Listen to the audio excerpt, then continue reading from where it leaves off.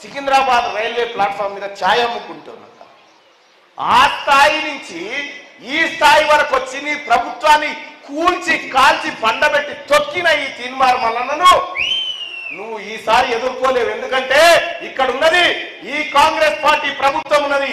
Moreover చెప్తా ఉన్నా ఇరవల్ దయాకర్ రావు, నీకు దమ్ముంటే ఈ పట్టభద్రుల ఎమ్మెల్సీ ఓట్లు 10,000 కంటే ఒక్కటి తక్కువ కాంగ్రెస్ పార్టీకి వచ్చినట్టు చేయి ఈ పాలకుర్తులు అని చెప్పి నేను సవాల్ చేస్తా ఉన్నా. అయిపోయి ఓటు తక్కువ ఉన్నాయి వేద్దామన్నా నీకు కూడా ఓటు లేదు.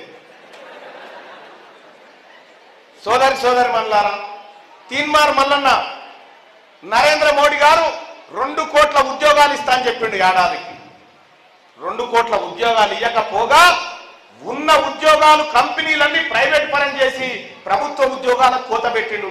బిజినెస్ స్టాండర్డ్ కథనం ప్రకారం 2025లో 50,000 ఉద్యోగాల కోత పడబోతా ఉంది. ఉద్యోగాలు ఇస్తాను మోసం చేసిన 2 కోట్ల ఉద్యోగాలు ఇస్తాను మోసం చేసినటువంటి నరేంద్ర మోడీ అభ్యర్థి ఓవైపు వస్తా ఉంటే 2 లక్షల ఉద్యోగాలు భర్తీ చేసినామని డంబాచారం కొట్టుకునే డ్రామారావుకు సంబంధించిన అభ్యర్థి ఇంకోటి వస్తా ఉన్నాడు.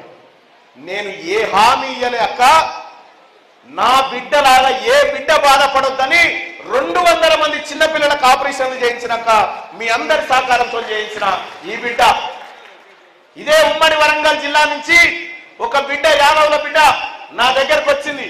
నా దగ్గరకు వచ్చి అన్నా మా నాన్న పెళ్లి చేస్తా అంటుండు, నేను బాగా చదువుకుంటున్నా, నా సర్టిఫికెట్ చూడాలన్నా అంటే ఆ అమ్మాయిని అక్కడ అమీర్పేట హాస్టల్లో ఉంటే ఆ అమ్మాయిని అమెరికాలో ఒక యూనివర్సిటీలో చదివిపిస్తా ఉన్నాక ఇవాళ రష్యాలో చదివిపిస్తా ఉన్నా, ఎంతో మంది పేద బిడ్డల్ని ఎంబీబీఎస్ చేయిస్తా ఉన్నా.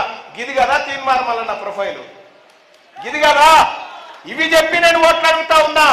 నేను అక్క ఈ రాష్ట్రంలో దేశంలో రాజకీయాల్లోకి వచ్చిన నాయకుడు ఎవరు కూడా తన ఆస్తులు ప్రభుత్వానికి సరెండర్ చేసి రాలేదక్క. ఒక్క తీన్మార్ మల్లన్నే నా కుటుంబ ఆస్తులన్నీ ప్రభుత్వానికి జప్తు చేసి రాజకీయాల్లోకి వస్తా ఉన్నా. మీకు దమ్ముందా ఈ పని చేయడానికి అని చెప్తా ఉన్నా.